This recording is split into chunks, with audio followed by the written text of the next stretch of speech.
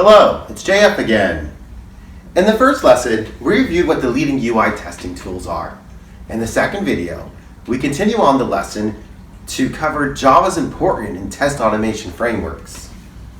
Today, we're going to learn how to build an automation test framework. This is the last lesson in the series, which will allow you to transition to continue your education and dive deeper into test automation. For those who want to stick through until the end of this video, we'll have a special offer just for you. In the previous lessons, we reviewed what the leading UI testing tools were and why we should use Java for test automation. Today, we'll learn how to build automation test frameworks. This is the last lesson in our series, which will allow you to transition to continue your education and dive deeper into test automation. For those of you who stick through until the end of this video, we'll have a special offer just for you. Let's start by looking at the steps to building a test automation framework. You'll want to start by picking a language you want to develop your automation test in, such as Java. And then select a project management tool, such as Ant or Maven, to help properly configure your project and import any libraries and dependencies you might need.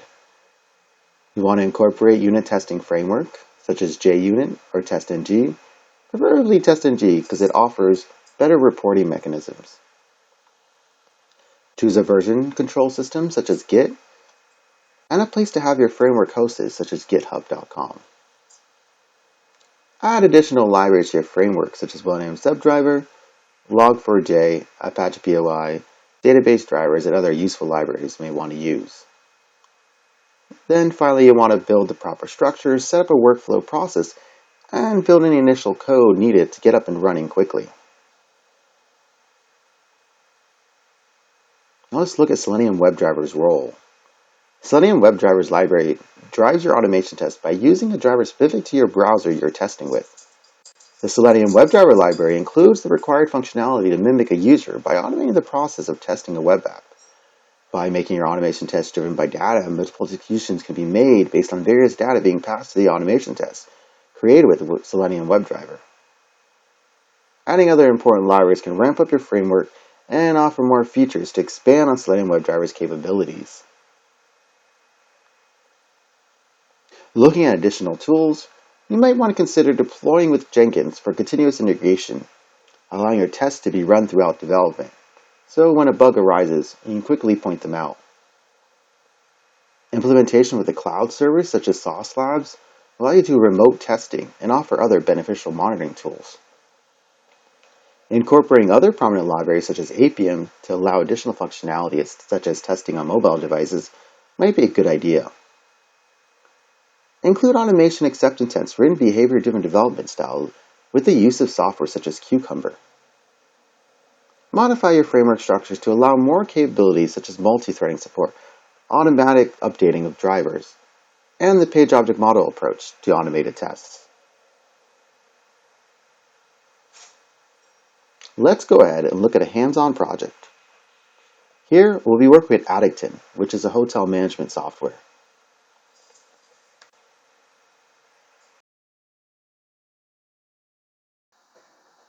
For this hands-on exercise, we're going to look at the Addicton Hotel App Management application.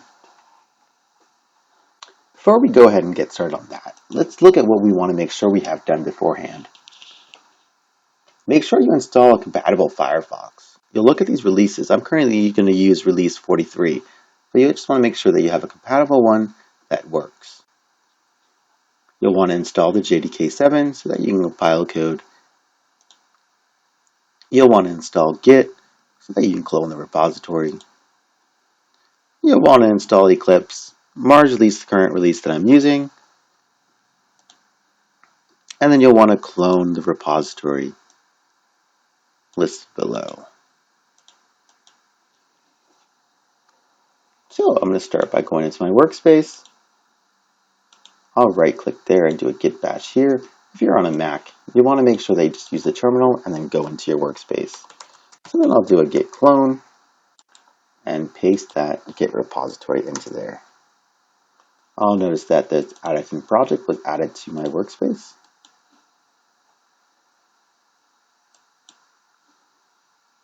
I'll then open up Eclipse and do a file import. Choose existing Maven project, hit next.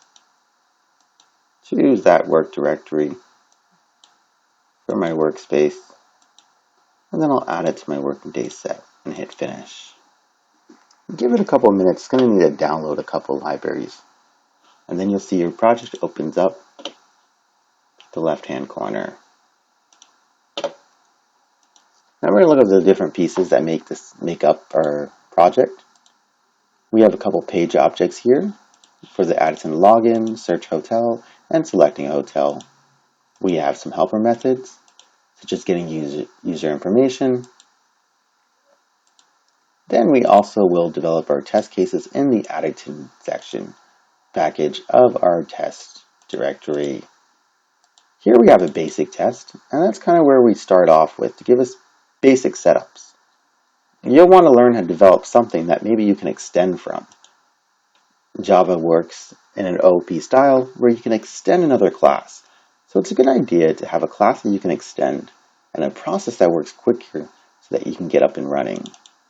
Here we have an adaptant test, which is for the first test case. I'll show you where these test cases are located so that you can work on creating more than just one. This one covers the first test case and a basic login.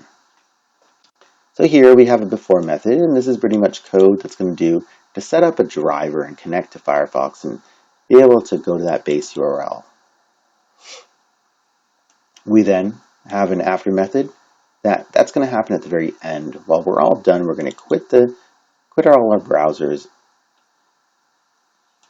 before continuing on. And this is our actual test. And you'll notice inside this test, we're testing the login feature. So I have an actual page title that I'm going to actually be on versus the expected page title where I expect that I'm going to land on the search hotel page. I create a variable home page, which basically creates the ability to use the page object instance for a login to Adapted. There I call the login method with my credentials to be able to log into Adapted's website. And then I figure out if my actual page that I expected to come on matches with that search hotel page by calling the driver.getTitle. I'll do an assertion on the actual page and the expected page to make sure that I'm successfully able to arrive at the page that I think I'm going to. So with that all in place, just kind of maybe show that there's an adapting page and that represents the login. And here's the method for logging in. So that's the method I'm calling with my credentials to make sure that I'm logging in properly. There's also a search hotel, and then you'll notice that it's developed a little bit, but there's also more implementation that needs to be added to there, as well as a select hotel that doesn't really have too much implementation, but kind of showing you on the right direction to head at.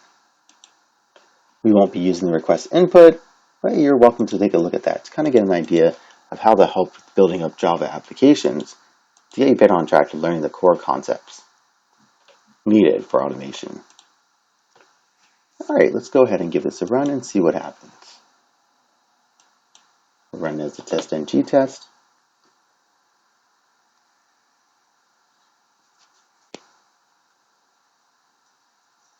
You'll notice that once it runs, the Addison website will open up, and you'll start to see the mimicking of someone actually being there by logging in. There, the search hotel arrives, and then it closes. So I was able to successfully pass my test. I look at the results. I do have a pass test login. I'm able to log in successfully. To further continue on in the process, you want to actually access the Addison website.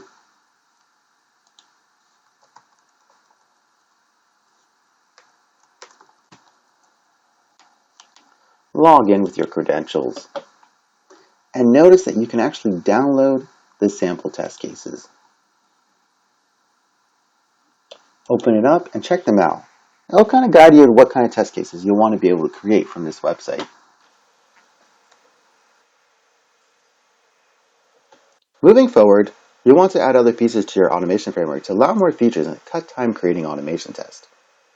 You'll want to create a repository on GitHub to demonstrate your framework and get up quickly and running on automation tests by duplicating your repository.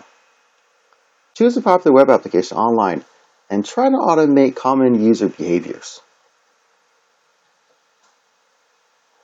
For your final homework, I want you to continue to hammer out test case for AddActin, creating helper methods along the way. Create a class such as AutoHelper to build the helper methods and add more functionality to your testing framework. This was the third and final lesson in our video series. I hope you found all these videos useful. I'm sure that most of you are already proactive in using knowledge that you gain from this series at work or at home practicing on your own desktops. Practice is the only way that you can make sure the knowledge you gain stays with you permanently and allows you to get a better understanding at creating these automation tests.